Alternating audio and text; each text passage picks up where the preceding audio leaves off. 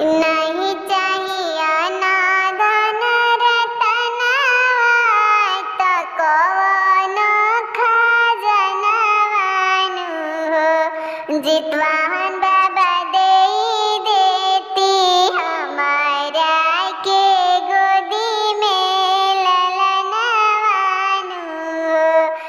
जितवाहन बाबा दे देती हमारा के गोदी में ललनवानु हो।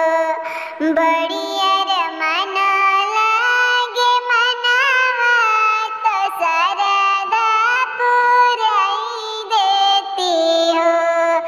बड़ी अरमान लागे मनवा तो सरधा पुराई देती हो। जितवाहन बाबा दे देती बाजिनी लालनवा तो बाजिनी के गोद भरती हो। जितवाहन बाबा दे देती बाजिनी के लालनवा तो बाजिनी के गोद भरती हो। नहीं चाहिए ना धन सोनावा तो कौनो खजनवानु हो।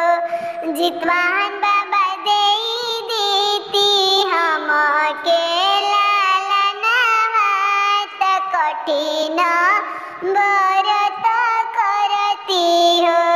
जितवाहन बाबा दे देती हमके लालनवा तो जितिया व्रत करती हो। सबका के देनी रउआ धन अवरु से सोनावानु हो। जितवाहन बाबा हमारा के देती एक लालनवा तो गोदिया में खेलतेनु हो। जितवाहन बाबा हमारा के देती एक बालकवा तो गोदिया में खेलतेनु हो।